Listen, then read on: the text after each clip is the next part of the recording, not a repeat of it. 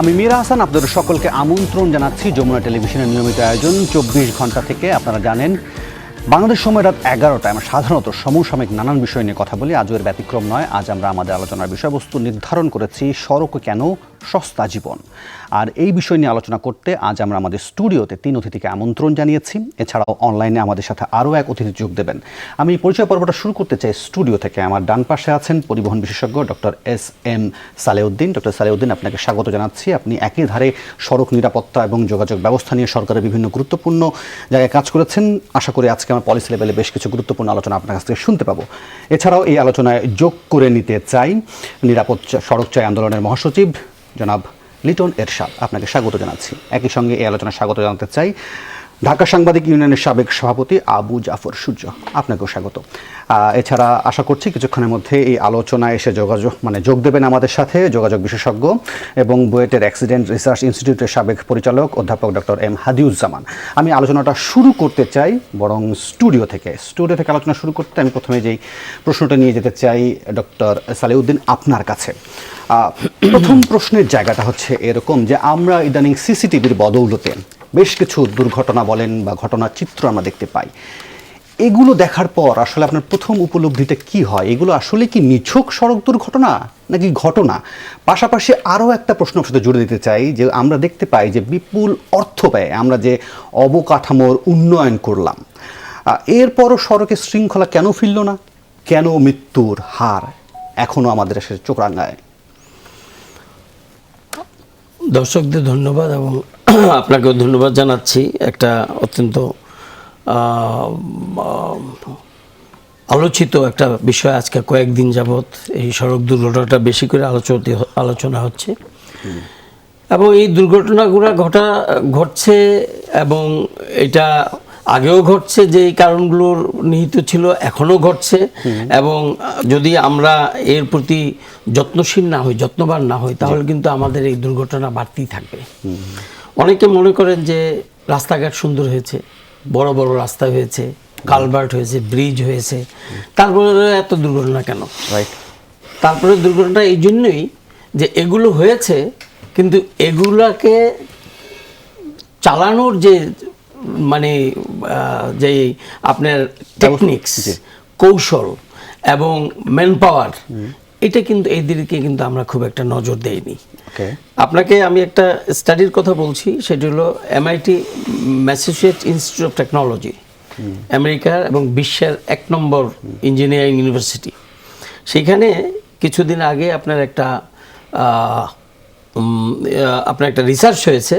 সেই রিসার্চে বলা হয়েছে যে অনেক দেশে এখন সড়ক প্রশস্ত করছে, বড় বড় ব্রিজ করছে।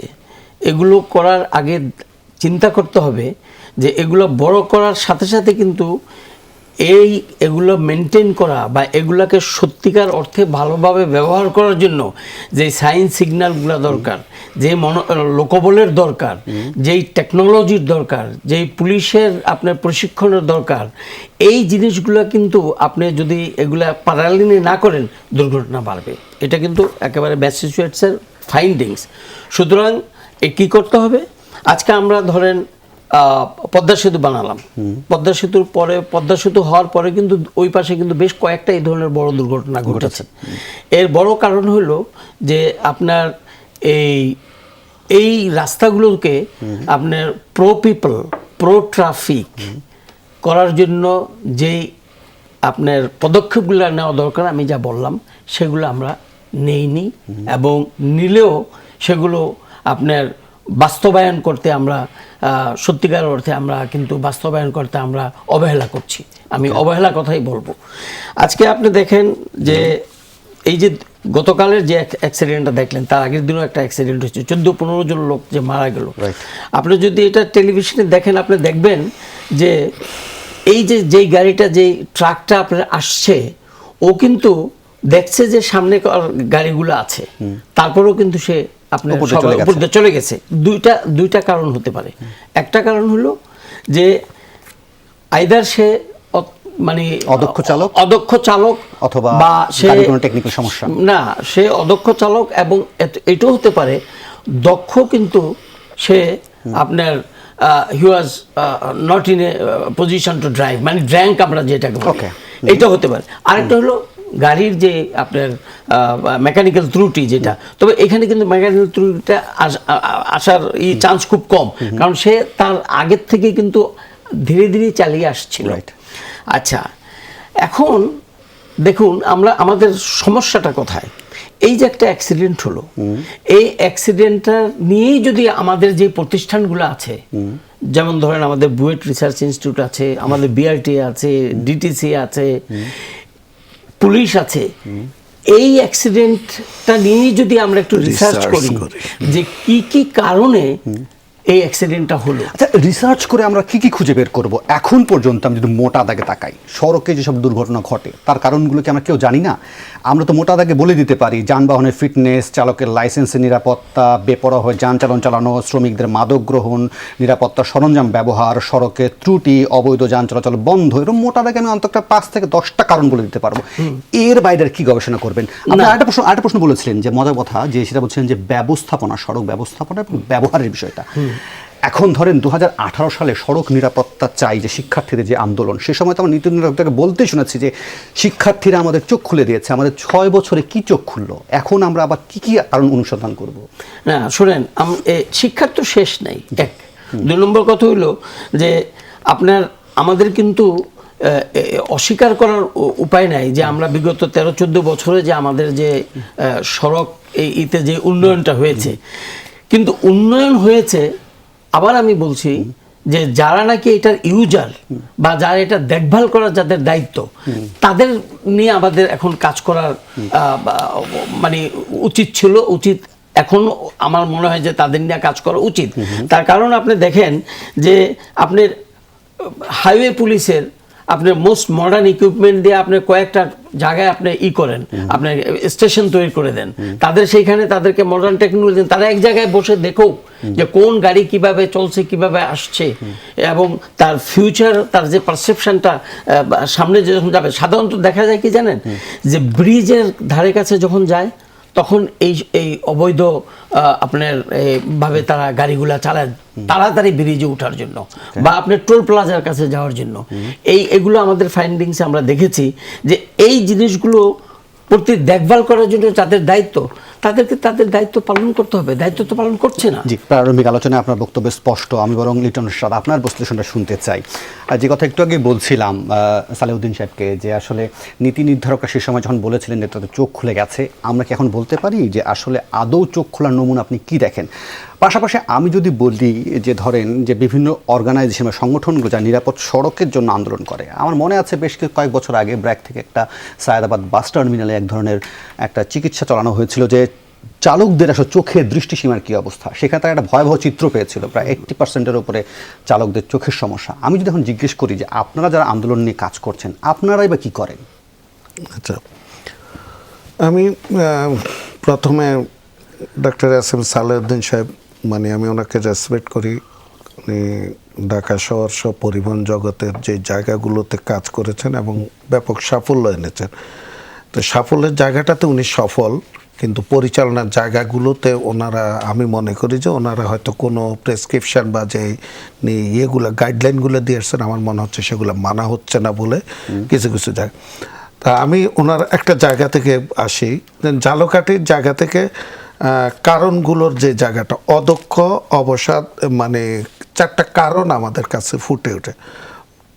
একটা হলো অদক্ষ, একটা হলো অবসাদ। ওইটা কিন্তু ড্রিঙ্ক না করলেও একটা লোক যদি দীর্ঘ সময় ড্রাইভিং সিটে থাকে, সে যদি রেস্ট না নেয়, তাহলে তার গাড়ি চালানোর যে সক্ষমতা, ফিজিক্যাল যে ফিটনেস, এই ফিটনেসটা কমে আসতে পারে ড্রিঙ্ক আর মদ্যপ বা নেশাগ্রস্ত অবস্থায় সেটা।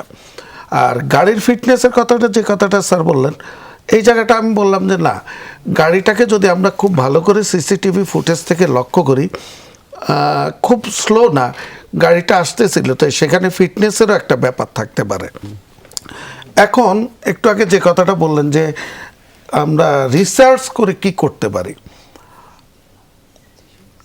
আপনি কোনো কিছুকে যদি নিরাময় করতে হয়, আপনি অনেকগুলো কারণ একটু আগে বললেন, আমরা এই কারণগুলো জানি, এই কারণগুলোকে তুলে এনে একাধিকবার একাধিক বিশেষজ্ঞ মানে সড়ক, মহাসড়কে, আঞ্চলিক সড়কগুলোতে কিভাবে গাড়িগুলো চলবে, কি করবে, এরকম অনেক প্রস্তাবনায়। আমি একটা প্রশ্ন করতে চাই আপনাদের মাধ্যমে, যে জাতীয় সড়ক নিরাপত্তা কাউন্সিল বলে একটা কাউন্সিল আছে, এটার সর্বোচ্চ বডি। 6 মাস অন্তর একটি সভা হয়, যেই সভাতে যে সিদ্ধান্তগুলো নেওয়া হয়, এই মানে কাঠামোটি গঠন হওয়ার পর থেকে আজ পর্যন্ত যে সিদ্ধান্তগুলো নেওয়া হয়েছে, কয়টা সিদ্ধান্ত বাস্তবায়ন হয়েছে, কয়টা সিদ্ধান্ত বাস্তবায়ন হয়নি, কেন হয়নি, সেটাকে আজও লোকেট করা হয়েছে। ভালো প্রশ্ন, ঠিক আছে।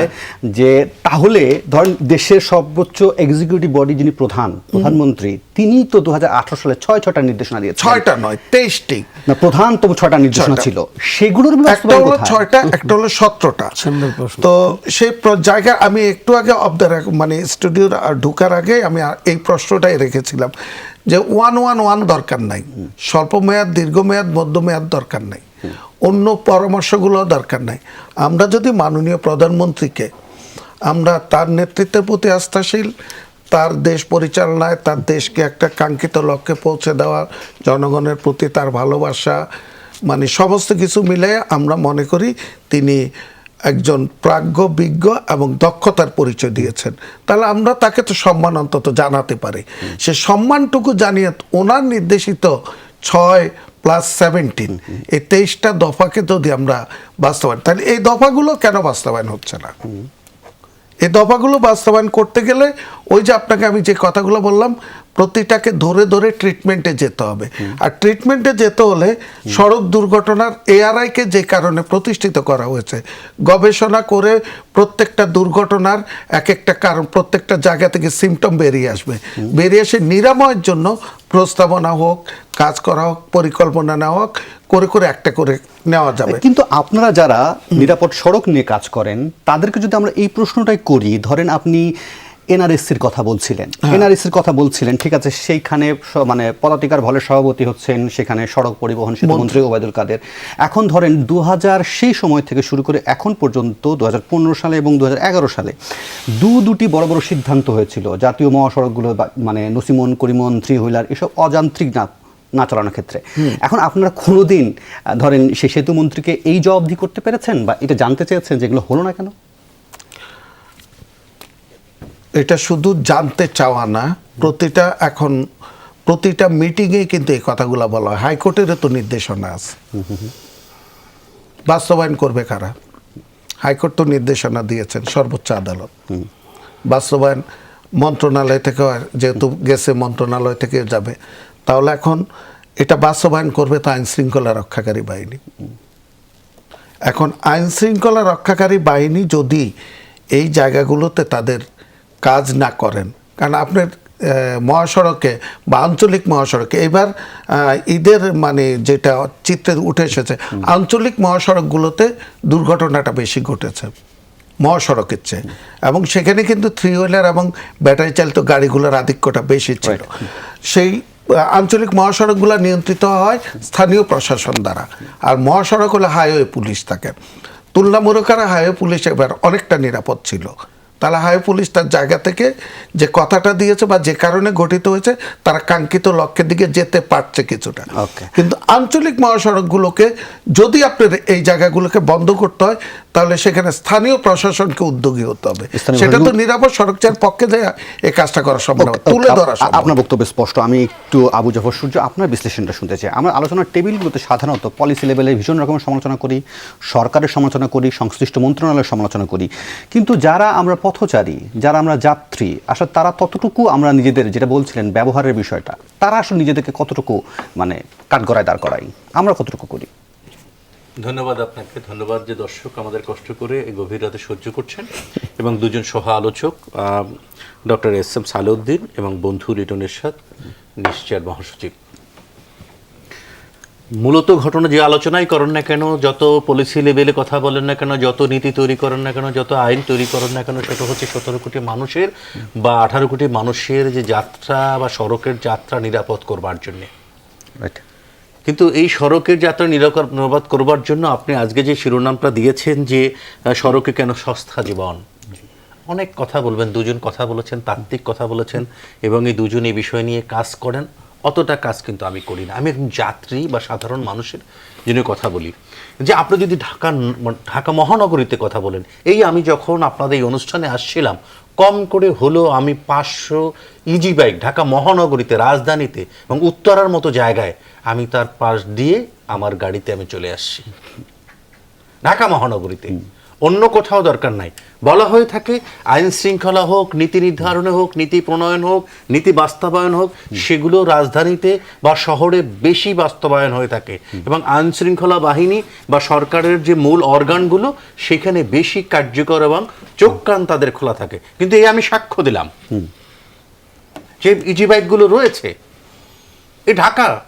আপনি সকালে যদি ফার্ম গেটে বসেন, যে নগর যে পরিবহন, গণপরিবহনগুলো দেখবেন পাশায় লাইট নাই, পাশার ওখান থেকে উঠে গেছে, জানালার কোনো গ্লাস নাই, পিছনের মিশের কি বলা হয় কোনো রং তো নাই, কেন রঙের কোনো বালাই নাই, এবং কেমনে হাত দিয়ে উঠে, এবং ট্রাফিকও গরু খাটাবার মতো করে একটা লাঠি দিয়ে এরকম দাঁড়াই থাকে।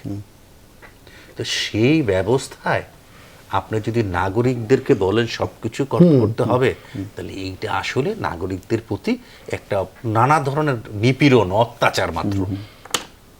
আইন আছে, কার্যকর করবেন না, কি করবে? আইন ভঙ্গ করবার জন্যই, সেটা রোধ করবার জন্যই তো আইন শৃঙ্খলা বাহিনী আছে।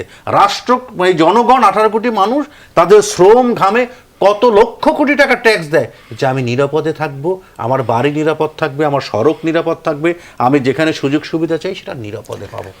ব্যবস্থাপনায় সেই সংকটগুলো কিন্তু রয়ে গেছে। সুজয়, দুটি প্রশ্ন আমার তৈরি হচ্ছে আপনার মানে বিশ্লেষণ থেকে প্রাথমিক। সেখানে আমি এটা জানতে চাইছিলাম যে ধরেন গণপরিবহনে যে দুর্দশার কথাটা নতুন করে আসলে বলার কিছু নেই, গণপরিবহনে ভীষণ রকমের দুর্দশা, সেটা ঠিক করবে কে আসলে, সেটা জানতে চাইবো। পাশাপাশি আপনি বলছিলেন যে ইজি বাইক এবং মোটর সাইকেল শহরগুলোতে, বিশেষ করে ঢাকাতে এখন প্রচুর পরিমাণে, কিন্তু এটার ব্যাপারে যদি আপনি কোনো ব্যবস্থা নিতে যান, কিন্তু এটা প্রচুর সংখ্যক মানুষ তাদের বেকারত্ব দূর করছে কিন্তু এইটার উপরে ভর করে, সেটাকে কি করবেন আপনি?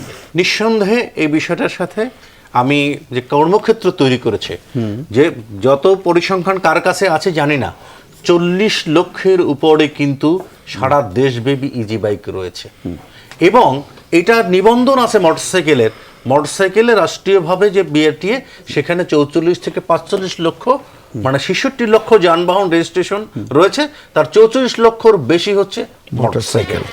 সকল মোটরসাইকেলে যে আয় করে বা পাঠাও দিয়ে বা কোনো ইসি দিয়ে চালায় ব্যাপারটা কিন্তু না। এরকম সাধারণ মানুষ মানে যে অল্প পুঁজিতে ব্যবসা করে, তার দোকানে যাওয়ার জন্য, ব্যবসা যাওয়ার জন্য, অথবা অল্প বেতনে চাকরি করে তার অফিসে যাওয়ার জন্য সে একটি মোটরসাইকেল কিনে নিচ্ছে। সেটা আমি এখানে কিন্তু এই মানুষগুলো, আমাদের সংস্কৃতিগত উন্নতি দরকার, মানুষের চিন্তার বিকাশটা দরকার। এই বিকাশটা যদি আমরা আমাদের শুধুমাত্র এই গান বাজনা বা অন্য কিছু নাই, আমার জীবন আচরণ আমার সংস্কৃতির অংশ। সেই জীবন আচরণে যে আমি কেমন করে পরিবহনে চলবো বা আমি কেমন করে রাস্তায় চলবো, আমি অযথা হর্ন দিব কিনা, এটা কিন্তু এটা আইন দিয়ে এই শেখানো যাবে না। এটা আপনার মনোজগতের কিছু পরিবর্তন ঘটানো দরকার, সেটা দরকার হবে। আর একটা জিনিস আপনি বলছিলেন যে কর্মক্ষেত্রের জন্য যে 40 লক্ষ উপরে যে ইজি বাইক, তার জন্য মিনিমাম 40 লক্ষ মানুষের কর্মক্ষেত্র তৈরি হয়েছে, এটা ভাবতে হবে। কিন্তু আমি একজন গণমাধ্যমের মানুষ হিসেবে বলি, এই 40 লক্ষ ইজি বাইকে, প্রত্যেকটা ইজি বাইকে 4টা ব্যাটারি দরকার হয়ে পড়ে। আপনি কি, রাষ্ট্র কি কখনো ভেবেছে এই যে বাংলাদেশে 5টা বা 6টা ব্যাটারি ফ্যাক্টরি আছে, তারা কি তার যোগান দিতে পারছে কিনা? না হলে ব্যাটারিগুলো কোত্থেকে আসে? আমি গণমাধ্যমের মানুষ হিসেবে এখানে টেলিভিশন সাক্ষ্য দিয়ে বলছি, সূত্র আমাকে নিশ্চিত করতে পারবে 20 থেকে 22টি অবৈধ ফ্যাক্টরি রয়েছে, এবং সেখানে সীসার ব্যবহারটা হয়। সীসা যে পরিবেশের কত ক্ষতি করে, আপনি যদি ইউটিউবে সার্চ দেন বা নিউজে সার্চ দেন, অন্তত প্রত্যেক জেলায় অবৈধভাবে সীসা, ওই পুরনো ব্যাটারি জ্বালিয়ে, এবং তার আশেপাশে কোনো ফসল হয় না। রাষ্ট্র কি সেখানে খোঁজ নিয়েছে? আমাকে খেয়াল করতে হবে যে সর্বাঙ্গে ঘা, ঔষধ দেবেন কোথায়, ঔষধ দেবো কোথায়, ওষুধ দেবে কোথায়? আপনি ভালো প্রসঙ্গ তুলেছেন। আমি এটা বিরতি নেই, বিরতির পর ফিরে এসে চিন্তা করবো বা আলোচনায় নিয়ে আসতে চাই যে আসলে ওষুধগুলো আমরা কোন কোন জায়গায় দেবো। নেব ছোট্ট একটা বিরতি, ফিরবো একটু পর। আবার আমন্ত্রণ 24 ঘন্টায়। ডক্টর এস এম সালেউদ্দিন, আপনার কাছে যে প্রশ্নটি এবার রাখতে চাই, সেখানে আমরা লক্ষ্য করছিলাম যে সড়ক পরিবহন সচিবের একটি বক্তব্য। সেই বক্তব্যে তিনি বলছিলেন যে পরিবহন খাতে সরকারের অনেক অর্জন, শৃঙ্খলা ফেরাতে তারা যথেষ্ট চেষ্টা করছেন, কিন্তু সড়কে প্রাণহানি তাদের বদনাম সৃষ্টি করছেন। এখন প্রশ্নের জায়গাটা হলো যে ধরেন সড়কে নেমেই যদি জীবনের নিশ্চয়তা নিয়ে আমাদের ভাবতে হয়, সেখানে আসলে অর্জনটাকে আসলে কিভাবে আমরা ব্যাখ্যা করব? ইটস এ হিউজ আপনার একটা ব্যাপার যে কেন সড়কে এত দুর্ঘটনা হচ্ছে। একটা জিনিস কিন্তু আপনাদের স্বীকার করতে হবে যে সড়কের ইউজ অনেক বেড়ে গেছে। আজ থেকে 10 বছর আগে আর 10 বছর পরে যদি চিন্তা করেন, ব্যবসা বাণিজ্য সব ক্ষেত্রে কিন্তু সড়কের ইউজ বেড়ে গেছে। তো ইউজ যেহেতু বেড়ে গেছে, আপনার সঙ্গত কারণেই আপনার রেট অফ অ্যাক্সিডেন্ট আপনার বাড়বেই, এটা মানে সঙ্গত কারণে। যেমন আপনার একটা প্রশ্ন রাখছেন, সড়কে কেন সস্তা জীবন? আপনার বাজার ভোরে যখন প্রোডাক্ট থাকবে, জিনিসের দাম সস্তা হয়ে যায়। তো এখন আমাদের একেবারে আপনার মানুষ এত, দেশটা কিন্তু আমাদের ছোট না, দেশটা অনেক বড়, considering the number of people living. ঠিক আছে না? 20 কোটি মানুষ এই দেশে বাস করে, যেখানে ইউরোপের কয়েকটা দেশে আপনার 20 কোটি মানুষ পাবেন, কয়েকটা দেশ মিলিয়ে। আপনি রাশিয়াতে যান, 30-35 কোটি মানুষ, আর Russia 1/6 of the whole world. তো আমাদের দেশটা একেবারে ছোট না, চাহিদা অনেক বেশি। কিন্তু আমরা যেটা করছি সেটা হলো, আমি আপনাকে এটা বলছি যে সচিব মহোদয় যে কথাটা বলছেন, ওইটার উত্তরটা হলো এটা যে আমরা কিন্তু সড়ক ইউজার হিসাবে আমরা এখন অনেক বেশি ইউজ করছি সড়ক, অথচ আমাদের এর চেয়ে অনেক বেশি একটা পথ আছে কিন্তু, সেটা হলো রিভারিন পথ, নদীপথ। আমরা নদীপথটাকে একেবারেই আপনার অবহেলা করছি, যার ফলে যেহেতু সড়ক বেশি ব্যবহৃত হচ্ছে, কিন্তু ব্যবহার হচ্ছে, অথচ এই সড়কটাকে আমরা সঠিকভাবে এটাকে আমরা ইউজ করছি না। সঠিকভাবে ইউজ মানে কি রকম, যে এর যে সাইন সিগন্যালগুলো দরকার, যে একটা সড়কে যতগুলো সাইন সিগন্যাল থাকার দরকার, সেইটা আমাদের নাই। আমাদের ট্রাফিক সিস্টেম এখনো ওইভাবে আমরা ডেভেলপ করতে পারিনি। কিন্তু আপনি মজার কথা বলছিলেন যে ধরেন দেশটা তো ছোট নাই, না হয় দেশের মানুষের তো সংখ্যা অনেক বেশি, 20 কোটি মানুষের জন্য 60 লাখের মতো গাড়ি খুব কি বেশি, এবং সেটা নিয়ন্ত্রণ করা না। এটা সুন্দর, আবার সুন্দর কথা বলছেন। আমাদের ঢাকা শহর যদি পৃথিবীর অন্যান্য শহরগুলোর দিকে তাকান, বড় বড় শহর, আমাদের লিস্ট নাম্বার অফ ভেহিকেল, কিন্তু মুশকিল হয়ে গেছে কোথায় জানেন, যে গাড়ি আপনার অল্প, কিন্তু রাস্তায় গাড়ির জন্য জায়গা নাই। তার কারণ কি জানেন? কারণ গাড়ির সংখ্যা অনুযায়ী রাস্তায় আমরা জায়গা রাখতে পারি, রাস্তা নেই। এটার কারণ কি? কারণ হলো একটা কথা আছে আপনার ট্রান্সপোর্টে, যেটাকে বলে আপনার যে ট্রানজিট ওরিয়েন্টেড ডেভেলপমেন্ট। আমরা ট্রানজিট ওরিয়েন্টেড ডেভেলপমেন্ট করিনি, আমরা করছি ডেভেলপমেন্ট ওরিয়েন্টেড ট্রানজিট।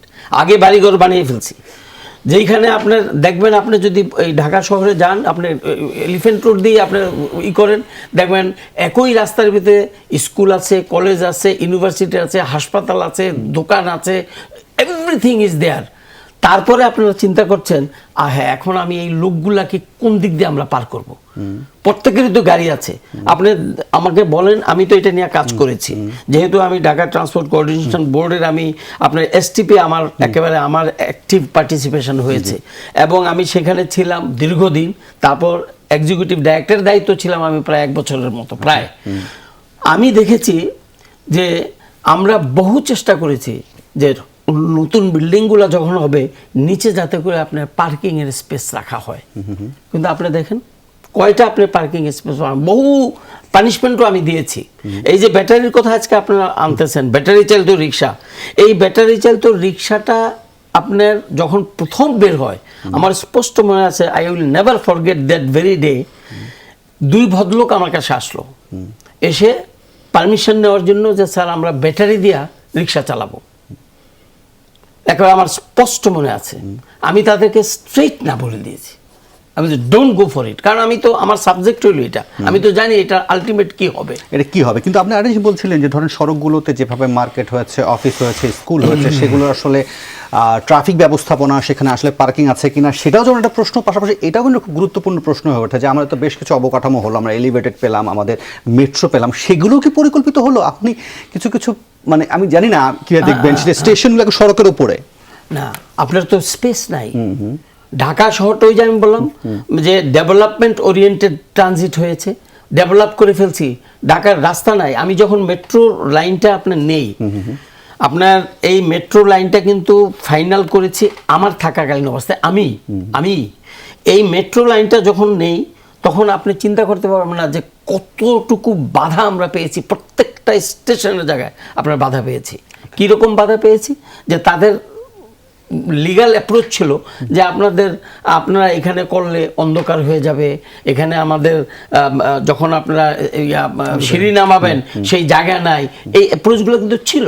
কিন্তু আপনি বলেন যদি মেট্রো করতেই হয় ঢাকার ভিতরে, আপনার জায়গা কোথায়? আপনার তো জায়গা নাই। We had no other alternatives. আপনি যদি পৃথিবীর যে কোনো দেশে যান, আপনারা আন্ডারগ্রাউন্ডে চলে গেছে। এখন আপনি আন্ডারগ্রাউন্ডে কিন্তু মেট্রো নেওয়াটা খুব কষ্ট হবে ঢাকাতে। তার কারণ কি জানেন? যেই রাস্তাগুলো হয়েছে ওই রাস্তাগুলোর নিচ দিয়েই তো আপনাকে যেতে হবে। তো আপনাকে একটা জিনিস হলো কি, আমাদের আনপ্ল্যান্ড ওয়েতে এই সিটিটা আমরা তৈরি করেছি। এই জন্য আমি বলবো যে এখনো সময় যে আমরা ইমিডিয়েটলি ওই পুত্রজয়ের মতো, নিউ দিল্লির মতো, নিউ টোকিওর মতো ঢাকা শহরকে আপনারা এর অ্যাক্টিভিটিসগুলোকে ডিসেন্ট্রালাইজ করে ফেলেন। রাইট, অসংখ্য ধন্যবাদ। আমি একটু লিটনের সাথে আপনার বিশ্লেষণ করতে চাই। আমি আবারও সড়ক সচিবের একটা বক্তব্যকে সামনে আনতে চাই। তিনি বলছিলেন যে তার হাতে খুব বেশি সময় তিনি পাননি, 1 মাসের মতো। তিনি একটি নীতিমালা হয়ে যাচ্ছে বলে জানিয়েছেন, কিন্তু পাশাপাশি বলছেন যে এরপরে তিনি একটা বড় অভিযানে যাবেন। আমরা কি সব সমস্যার সমাধান আসলে অভিযানের মধ্যে দিয়েই খুঁজি? অভিযান করে কি সব সমস্যার সমাধান হয়? প্রথম কথা হলো নীতিমালাটা উনি কোন জায়গায় মানে আপনি ক্লিয়ার হতে হবে।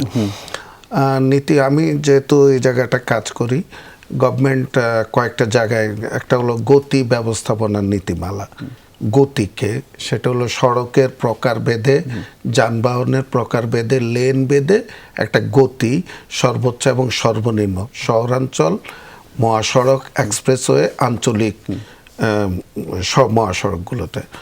তো এখন সেই জায়গায় একটা নীতিমালা এবং সেটার একটা গাইডলাইন অলরেডি এআরআই প্রণয়ন করেছে, যেটার হিসাবে নিরাপদ সড়ক চাইও এটার একটা অংশীদার।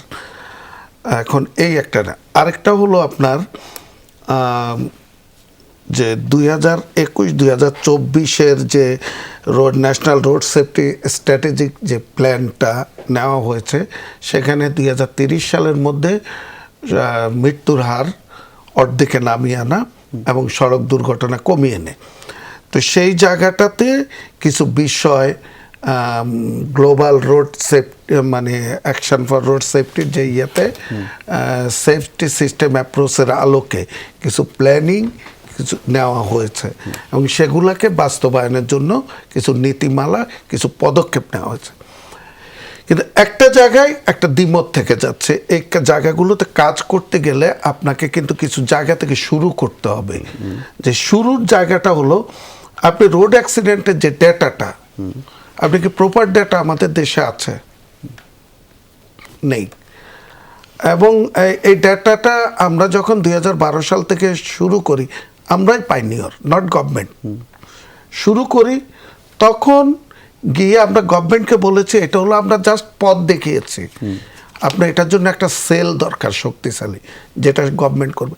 অনেক বছর পরে এসে গত বছর থেকে বিআরটিএ শুরু করে। এখন দেখেন বিআরটিএ যে তথ্যটা দিচ্ছে, পুলিশ যে তথ্যটা দিচ্ছে, দুটি গভর্নমেন্ট সংস্থা, দুটোর মধ্যে ডিফারেন্স থেকে যাচ্ছে। এখন আস্থার জায়গাটা আমরা কোনটাকে ল্যান্ডমার্ক ধরে কাজ করব, এটা গেল একটা। এখন বিশ্ব স্বাস্থ্য সংস্থা 2021 সাল পর্যন্ত যে 21 সালের রোড ক্র্যাশের যে ডাটা দিছে, সেখানে তারা বলতে চাচ্ছে যে 31,578 জন মারা গেছে 21 সালে। এখন বিআরটিএ বা অন্যান্য সংস্থার তথ্যতে 7,000, 8,000, 9,000, কোথায় 31,000, কোথায় 9,000। কিন্তু কিন্তু কিন্তু কিন্তু কিন্তু লিটনের স্যার, আপনারা যে পরিমাণ ডেটা নিয়ে মানে কথা বলেন, নিশ্চয়ই ডেটা অনেক ইম্পর্টেন্ট, রিসার্চের কারণে লাগতেই পারে। আপনি ডেটা নিলেন, পলিসি করলেন, আইন করলেন, কিন্তু প্রয়োগ করলেন না। তাহলে ওই জায়গাটাই আমি আসতে চাচ্ছি। আপনি যখন একটু আগে আমার বন্ধুবর এবং আমাদের নেতা আবু জাফর সূর্য বললেন যে সর্বাঙ্গে ব্যথা, ওষুধ দিব কোথা থেকে, আসলে অনেক জায়গায় ব্যথা, তবু একটা জায়গা থেকে শুরু করার জন্য কিছু একটা প্রয়োজন, যেখান থেকে আপনি ধরবেন ট্রিটমেন্টের আলোগুলো খুঁজে বের করার জন্য বা ট্রিটমেন্টের ওয়েগুলাকে। তো সেটা ডেটা থেকে হোক, অ্যাক্সিডেন্ট রিসার্চ ইনস্টিটিউটের রিসার্চ থেকে হোক, যে জায়গাগুলো থেকে সেখান থেকে খুঁজে বের করতে হবে। নতুবা আপনার যে প্রশ্নগুলো এখন আমাদের করে যাচ্ছেন, আমরাও করে যাব প্রশ্নগুলো, কোনো আলোর মুখ কিছুই দেখবে না। কিন্তু প্রশ্নটা আবারও উঠবে যখন আমরা 2018 সালে শিক্ষার্থীদের দেখলাম যে তারা একটা বড় আন্দোলন নিয়ে মাঠে নামলেন, সেটা কি এটা খুব ট্রিগার পয়েন্ট ছিল না? ছিল। কত বছর পার হলো? তো সেটা আচরণগত পরিবর্তন। একটু আগে আমি কিন্তু বলতেছিলাম যে আচরণগত পরিবর্তন এবং মনস্তাত্ত্বিক পরিবর্তন, এই দুটো জায়গাতে আমাদের রিপেয়ার করতে হবে। আগে নিজেকে নিজেও রিপেয়ার করতে হবে। আপনি সম্পূর্ণটা রাষ্ট্রের উপর দায় দিয়ে দিলেন, সম্পূর্ণটা আইন শৃঙ্খলা রক্ষাকারীর উপর দায় দিয়ে দিলেন, হবে না। এইখানে নিজেকে নিজে সংশোধন করতে হলে বাস মালিক সে নিজেকে সংশোধন করতে হবে, বাস যাত্রী সে নিজেকে সংশোধন করতে হবে, পথচারী সে নিজেকে সংশোধন করতে হবে, মনস্তাত্ত্বিক পরিবর্তন আনতে হবে। এই জায়গাগুলোতে প্রত্যেকটা জায়গাতে আপনার ধরে ধরে যারা যেইখানে যেরকম এক্সপার্ট বিষয় সেক্টর ভাগ করে কাজ করা হোক। বিশেষ করে পরিবহন সেক্টরটাকে আমি মনে করি মাননীয় প্রধানমন্ত্রীর একদম সরাসরি হস্তক্ষেপে, আপনি ভালো কথা বলেছেন, পরিবহন সেক্টরের কথা আমি তো আবু জাফর সূর্যের কাছে শুনতে চাই। পরিবহন সেক্টরটা খুবই গুরুত্বপূর্ণ একটা দেশের জন্য। আমরা কি আমাদের পরিবহন সেক্টরটাকে খুব মানে রাজনৈতিক কারণে ব্যবহার করতে পারি না, মানে বা নিয়ন্ত্রণ করতে পারি না? হয়তো বা রাজনৈতিক কারণে। বাংলাদেশের ইকোনমি যে কথা যদি বলেন, পলিটিক্যাল ইকোনমি, এবং এই দুর্বৃত্তেই তো ইকোনমির মধ্যে এই ছোট ছোট ছোট ছোট অনেকগুলো ঘা রয়ে গেছে। এই ঘার মধ্যে এটা একটা। আপনি যদি গণমাধ্যমের কথাই ধরেন, আজকে যদি আলোচনা করেন, তাহলে গণপরিবহন যাতে বুঝায় একদম মানে মোটরসাইকেল ওগুলো বাদ দিলে এর মধ্যে ধরেন 20 লাখ বা 22 লাখ, এর মধ্যে 6 লাখের উপরে হচ্ছে তাদের ফিটনেস সার্টিফিকেট নেই। তাহলে সেটা পার্সেন্টেজে 40%-এর কাছাকাছি। 39 হোক আর 40, আমি তো কাছাকাছি শব্দটা বলেছি। আপনি সাংবাদিক মানুষ, এই কথাটা মেনেই নেবেন যে আমি যেটা বলছি এখানে তথ্যগত বিষয় ঠিক আছে, কাছাকাছি। তাহলে 40%, মানে তাহলে 10টা গাড়ির মধ্যে 4টা গাড়ির ফিটনেস নেই। আপনি কি কথা বলবেন? গত 10-12 বছরে সড়ক সেতু বিভাগ বাংলাদেশে 1,60,62,হাজার কোটি টাকা বিনিয়োগ করেছে। সেটা যদি সড়ক সেতুতে, লোকাল গভর্নমেন্ট ইঞ্জিনিয়ারিং ডিপার্টমেন্ট আছে না, গ্রামীণ সড়ক, ইউনিয়ন সড়ক, যে উপজেলা সড়ক রয়েছে না, সে সড়কগুলো তো। তাহলে এক জীবন বাঁচান, সড়কও বাঁচান। আপনি গ্রামের সেই সড়কের কথা বাদ দিবেন কেন, যেখানে বেশিরভাগ মানুষ? আপনি 22টা 23টা মহাসড়ক বা এবং জেলা সড়কের বাদ দিলে বাকিগুলো সবই তো গ্রামীণ সড়ক, উপজেলা সড়ক, ইউনিয়ন সড়ক। সেখানে আমরা আমাদের গাড়িগুলো যায় তো, সেখানে কি কি চলে, কোন কোন পরিবহন চলে, সেখানে দুর্ঘটনার চিত্র বা মানুষের কিভাবে যাওয়া আসা করে, সেখানে কোন ধরনের পরিবহন হবে, কত টাকা পরিবহন, কত ভারের গাড়ি চলতে পারবে, এগুলো একটু ভেবে দেখেন। আপনি সব কথা বলবেন, কিছু কিছু জিনিস জনগণের কাছাকাছি যেতে হলে এরকম 10টা 4টা গাড়ি যদি অবৈধ হয়, তাহলে বাকি জায়গাগুলো বলেন। অবশ্যই আপনাকে আমি ওই যে প্রথম যখন কথা বলবার সুযোগ দিয়েছিলেন যে সর্বাঙ্গে ঘা ঔষধ দেব কোথা, আপনাকে একটা সেক্টর বাংলাদেশের বিশ্বমানের করা দরকার নাই, এশিয়া মানের করেন। আর যোগাযোগ ব্যবস্থা যদি কোনো দেশের যদি ভদ্রগোছের না হয়, তাহলে তারা সভ্যতার দাবি করতে পারে না। আপনাকে থামাচ্ছে, আমি বিরতির পর ফিরে এখান থেকে আপনার কাছে আবার শুরু করতে চাইবো। আপনি বলছিলেন যে একটা সংখ্যা দিয়ে বলছেন যে কত পরিমাণ গাড়ির ফিটনেস নাই, আরও পরিসংখ্যান পাওয়া যায় যে কত পরিমাণ চালকের লাইসেন্স নেই। তাহলে এই মানুষগুলো যে ফিটনেস ছাড়া, লাইসেন্স ছাড়া সড়কে নামছে, কিসের জোরে নামছে? সেখানেও কি পরিবহনের রাজনীতি? নেব একটা ছোট্ট বিরতি, ফিরবো একটু পর। আবার আমন্ত্রণ 24 ঘন্টায়। আবু জাফর সূর্য, আপনাকে থামিয়েছিলাম বিরতির আগে, যেটা প্রশ্ন রেখেছিলাম আসলে আপনি বলছিলেন ফিটনেস বা লাইসেন্সের যে কথাগুলো কত পরিমাণের লোকজনের নেই, তারা কিভাবে আসলে সড়কের মধ্যে এভাবে চালাচ্ছে গাড়ি। পাশাপাশি পরিবহনের রাজনীতির যে কথা বলছিলাম, সেটাও কি একটা বড় কারণ হয়ে দাঁড়াচ্ছে এসব নিয়ন্ত্রণের ক্ষেত্রে? হ্যাঁ, আপনার সাথে আবার পুনর্বার মনে করিয়ে দিয়ে আমাকে কথা বলবার সময় বলেছেন, আমি বলেছিলাম যে আমাদের ইকোনমিটাও পলিটিক্যাল ইকোনমি। এই পলিটিক্যাল ইকোনমি কিন্তু রাজনীতির কারণেই অর্থনীতির বুনিয়াদটা তৈরি হবে, তার প্ল্যানিংটা তৈরি হবে। কিন্তু এইটার যে সুষ্ঠু বিকাশ, আইনের কাঠামোতে যে বিকাশ, এই বিকাশটা তো হচ্ছে না আপনার এই সমাজে। তাহলে আপনি যত কথায় রাজনীতিকরণের কথা বলেন, এখানে শুধুমাত্র সরকার দলীয় লোকদেরই কেবল বাস আছে তা তো নয়, মানে বিরোধী দলীয় লোকদেরকে এরা কিন্তু আবার দেখুন পরিবহন সেক্টরের রাজনীতিতে যদি বলি নাম উল্লেখ করি, তারা এখানে নাই থাকলে নাম উল্লেখ করতে পারতাম। আওয়ামী লীগ, বিএনপি, জাতীয় পার্টি, জামাত, এদের সবার মালিকানায় একাকার, কিন্তু এরা ওই স্বার্থে কিন্তু এক। ওকে, এবং সরকার যে যখনই থাকুক না কেন, যদি এখন আওয়ামী লীগ আছে, যদি আওয়ামী লীগ বিরোধী দলে যায়, বিএনপি বা অন্যরা যদি কেউ ক্ষমতায় আসে, তাহলে কিন্তু আওয়ামী লীগের ওই নেতাকে বাদ রাখবে না, তার যা বাটোয়ারা আছে ঠিকঠাক মতো পৌঁছে দেবে। একদম জলযন্ত্র ঘটনা। সুতরাং পুঁজির যে ধর্ম, পুঁজির ধর্ম অনুসারে ঠিকঠাক আছে। পুঁজির ধর্ম হচ্ছে কোনো না কোনোভাবে আপনার কাছে শোষণ নেবে, অথবা তার যে বিনিয়োগে ঠিকঠাক মতো আয় নেবে। সেখানে কোনো মানবিকতার জায়গা নেই। পুঁজিবাদী রাষ্ট্র দর্শনে এর কোনো কিন্তু বিকল্প নাই। সে চাইবে আমি বিনিয়োগ করেছি, ওটা কি কি করলো, কে যেতে পারলো না, সেটা আমাকে দেখা। সেখানে কল্যাণের জায়গা নাই। কল্যাণের জায়গা হচ্ছে রাষ্ট্রের। সেখানে রাষ্ট্র নির্ধারণ করে দিতে পারে একটা বাসে 5 জন গরিব মানুষকে নিতে হবে বাধ্যতামূলক। তা গরিব মানুষ কিভাবে নির্ধারিত হবে যে কে দিতে পারতেছে না, তার জন্য নানা ব্যাখ্যা হতে পারে। কিন্তু এমনি কোনো মালিক কিন্তু বলবে না সে পারলে 5 টাকার ভাড়া 19 টাকা নেবে, 19 টাকার ভাড়াটা 100 টাকা নেবে। এটা রয়েছে। তাহলে এই যে রাজনীতির কথা একদম সরলীকরণে কেবল বলি তা নয়, ওই যে লোকগুলো আছে সেই লোকগুলো নিজের স্বার্থে একাকার। শুধু সরকার দলের কোনো বিষয় নাই, হয়তো এখন দায়িত্ব দিয়েছে যে একজন লোককে, ভাই তুমি করো, ভাগবাটোরা আমাদেরকে ঠিকঠাক মতো দাও। কারণ যখন মানে এরা দুজনেই জানেন গণপরিবহনে চাকা ঘুরতে হবে, টাকা দিতে হবে। কাকে? চাকা ঘুরতে হবে, টাকা দিতে হবে। কাকে? সে রাজনীতিতে হোক, প্রশাসনের হোক, অন্যান্য যাদেরকে প্রথম আমরা গালিগালাজ দিই যে পুলিশ টাকা নেয়, চাঁদা নেয়, শুধু চাঁদাতে না, পরিশ্রমিকরাও চাঁদা নেয়, নামে বেনামে চাঁদা নেয়। আপনি একটা ট্র্যাকে উঠবেন, এখান থেকে যদি আপনি উত্তরবঙ্গ পঞ্চগড় যান, অন্তবা এরকম হাত জায়গাবে 100 জনে বা 50 জনে, মানে দাঁড়াবার পরে টাকা পড়ে আস্তে করে লুঙ্গি পরা হোক, এটা লোক সেও টাকা নেবে। তাদেরও একটা সিন্ডিকেট আছে। সেরা যে সুবিধা রাজনীতির মধ্যে থাকে তা নয়, তারা সুবিধাবাদের মধ্যে থাকে। সুতরাং ওই যে মনোজগতের যে পরিবর্তনের কথা বলছি, পরিবহন, আমি রাস্তায় কিভাবে গাড়ি চালাবো অথবা একটা মানুষকে কিভাবে ঠকাবো, এই সকল কিছু মিলিয়ে আমাদের মনোজগতের বা সংস্কৃতি জগতের যে বিকাশটা দরকার, উন্নততর সংস্কৃতির জায়গা থাকা দরকার। সেই কিন্তু আবু জাফর সূর্য, আপনি যে জনপ্রতিনিধির কথা বলছিলেন বা যাদেরকে বলছিলেন, সেই জনপ্রতিনিধি তো অনেকগুলো মানুষের জনপ্রতিনিধি, কিন্তু তিনি একটা সেক্টরের নেতা হয়ে এতগুলো মানুষকে যে ডিপ্রাইভ করছেন, তার জবাবদিহিতাটা কি আমরা কেউ আশা করতে পারি না?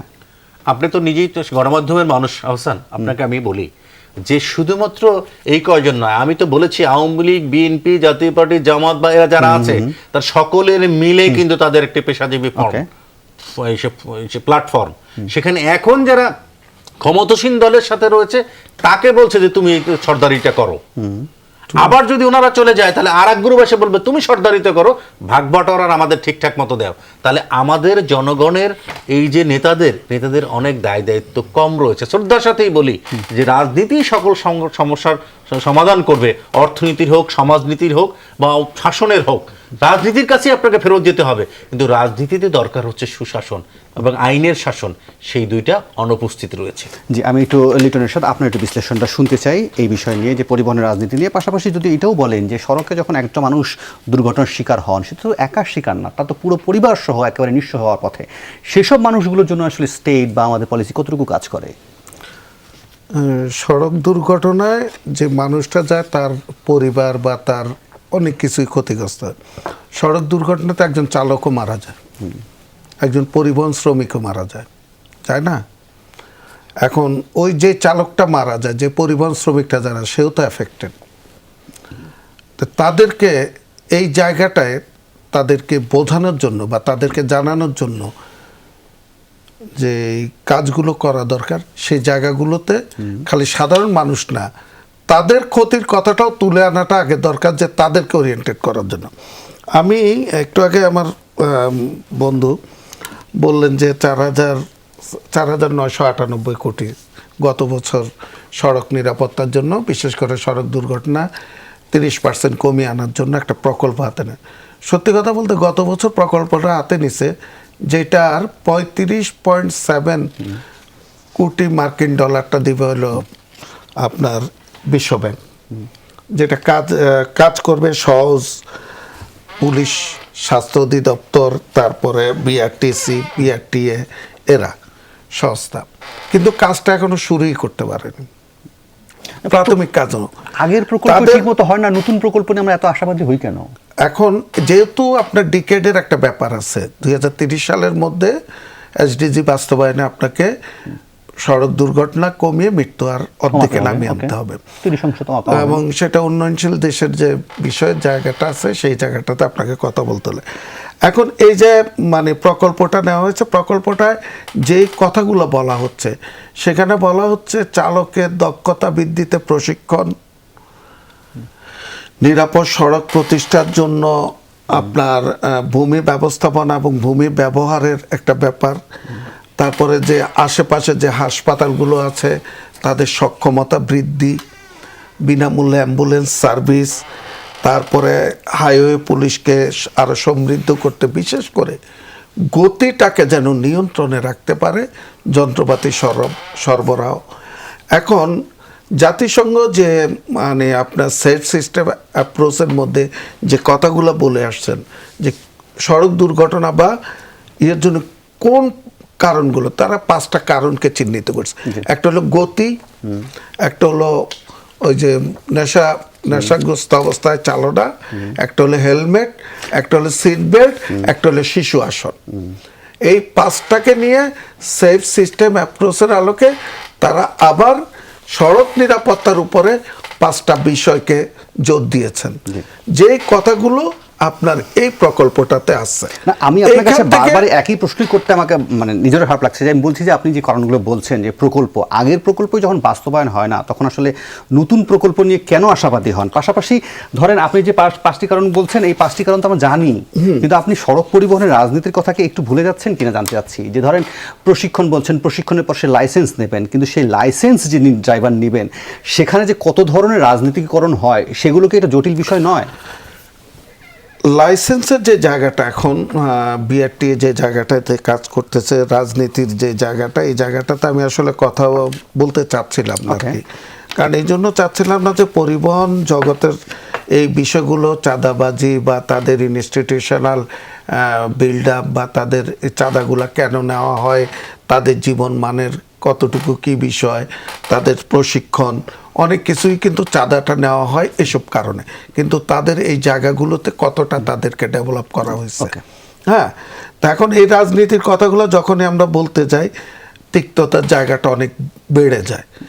আমার বন্ধু রাজনীতির কথাটা খুব সুকৌশল, খুব সুন্দরভাবে তিনি প্রতিষ্ঠিত করতে পেরেছেন। কারণ এই জন্য পেরেছেন, তিনি গণমাধ্যমের নিরাপদ সড়ক চায়ের মহাসচিব, আপনি বলতে পারবেন না কেন আমি জানি না, ঠিক আছে? আমি বলছি তো, জি, জি। চাঁদাবাজি তো পরিবহন সেক্টরে যে হচ্ছে সেই টাকাটা কেন নেওয়া হয়? আপনি কি সেখান থেকে কোনো ইনস্টিটিউশন গড়ে উঠেছে যে চালকদের দক্ষতা বৃদ্ধির প্রশিক্ষণের জন্য, তাদের চিকিৎসার জন্য কি কোথাও কোনো হাসপাতাল গড়া হয়েছে, কোনো শিক্ষা প্রতিষ্ঠান হয়েছে তাদের সন্তানদের যে চিকিৎসা পড়ালেখার জন্য? তারা ওই যে আমি একটু আগে যে প্রশ্নটা করলাম, মারা গেলে তাদের পরিবারকে পুনর্বাসন বা ইয়ে করার জন্য কি তাদেরকে কোনো সহযোগিতা করা হয়? Okay. সেরকম ঠিক আছে, আমি এটা একটা তাহলে তো রাজনীতিতে এই টাকাগুলো যাচ্ছে কোথায়? তোলা সালিউদ্দিন, হচ্ছে। তাহলে আমাদের ওয়ে আউট কোথায়? তা দুজন তো একই কথায় আসবেন না, ওয়ে আউট আছে। শোনেন, একেবারে আপনার এত মন খারাপ করে তো চলবে না। কারণ আমাদের চেয়ে খারাপ অবস্থা আরও বহু দেশে এরকম ছিল। আমি আমার দীর্ঘ 30 বছরের ট্রান্সপোর্ট সেক্টরে কাজ করে আমি যা দেখেছি, আপনি আমাদের কালচার, সোশ্যাল কালচার, ভাষা এবং টেস্ট অফ লাইফ যদি ধরেন, তাহলে পশ্চিমবঙ্গের সাথে আমাদের ধরেন, আমরা তো একই, জাতিগতভাবে তো এক, বাঙালি জাতি। আপনি কলকাতা কিভাবে আজকে তারা তাদের এই সমস্যাগুলোকে আপনার পার করে আজকে তারা কিন্তু একটা ডিসিপ্লিন ট্রান্সপোর্ট সিস্টেম অলরেডি তৈরি করে ফেলছে। আপনি আজ থেকে 10-12 বছর আগেও যদি আপনি কলকাতা যেতেন, আপনি দেখতেন যে রিক্সা যে টানা রিক্সা, প্যাডেল রিক্সায় ভরে গেছে। আজকে কিন্তু তাদের আপনি শুধু জাস্ট এই ট্যুরিস্টদের জন্য, চায়নার মতো ট্যুরিস্টদের জন্য কিছু রিক্সা টিক্সা রেখেছে আর কি, কিন্তু মেইন রোডে কিন্তু এখন আর আপনি পাবেন না। এর অনেকগুলো কারণ আছে। আমাদের যে সমস্যাটা হলো, আমরা স্টাডি করি কোটি টাকা আমরা স্টাডিতে ব্যয় করি, ওইটা বাস্তবায়নের ক্ষেত্রে আমরা ওই প্রকৃত লোক যারা নাকি তাদের কাজকে ভালোবাসবে। আমি দেশের বাইরে কাজ করেছি, আমি অনেক জায়গায় বাইরের এক্সপার্টদের সাথে কাজ করেছি। আপনার কাজটাকে ভালোবাসতে হবে, আপনার দেশকে ভালোবাসতে হবে। সত্য কথা বলতে কি, যে আমি এইটা কেন বলি জানেন, until unless you love your country, আপনি এইভাবে হজবরল একটা সিচুয়েশন ক্রিয়েট করে আপনি প্রতিবার খালি নতুন নতুন স্টাডি করবেন, নতুন নতুন আপনার অপশন নিয়ে আসবেন, পুরানোগুলোকে আপনার জলাঞ্জলি দিয়ে দিবেন। আমি তো সবচেয়ে বেশি আমি ঘৃণা করি, আমার অসহ্য লাগে যখন আমি দেখি revision of A project, revised project. আরে ভাই, রিভাইজড প্রজেক্ট করতে তুমি তো এটা কিছুই করলো না, আবার রিভিশন করছে কেন? And you have to be punished. আমার মতে আমি মনে করি যে এই যে আমাদের এসটিপিতে 70টা পলিসি ইস্যু ছিল, এগুলোকে বাস্তবায়ন করতে হবে। 2 নম্বর হলো মাস ট্রানজিটের দিকে আমাদের এখন খেয়াল রাখতে হবে। আপনার এই রিক্সা আপনি আর উঠাতে পারবেন না, আই ক্যান চ্যালেঞ্জ, যে ওরা একটা বড় শক্তি হয়ে গেছে। এখন আপনি ওদেরকে ধাক্কা দিয়ে ফেল দিবেন না, ওদেরকে আপনি প্রাইস আউট করতে হবে। প্রাইস আউট কীভাবে করবেন? জনগণের কাছে এর চেয়ে বেটার অপশন নিয়ে আসেন, বাস সিস্টেমটাকে আপনি ডেভেলপ করেন, তাহলে হয়তো দেখা যাবে যে আলটিমেটলি আপনারা এর থেকে বের হয়ে আসতে পারবেন। অসংখ্য অসংখ্য ধন্যবাদ ডক্টর এস.এম. সালেউদ্দিন, একই সঙ্গে লিটন এরশাদ এবং আবু জাফর সূর্য, আপনাদের 3 মূল্যবান সময় এবং মন্তব্যের জন্য। পাশাপাশি দর্শকদের কাছে দুঃখ প্রকাশ করতে চাই যে অনলাইন ত্রুটির কারণে আসলে প্রফেসর এম হাদিউজ্জামানকে আমরা আসলে সংযুক্ত করতে পারিনি। তারপর আপনাদের 3 জনের যে মূল্যবান সময় দিয়েছেন, মন্তব্য দিয়েছেন, তার জন্য অসংখ্য ধন্যবাদ। আর এই ছিল 24 ঘন্টায়, দেখা হবে রোববার।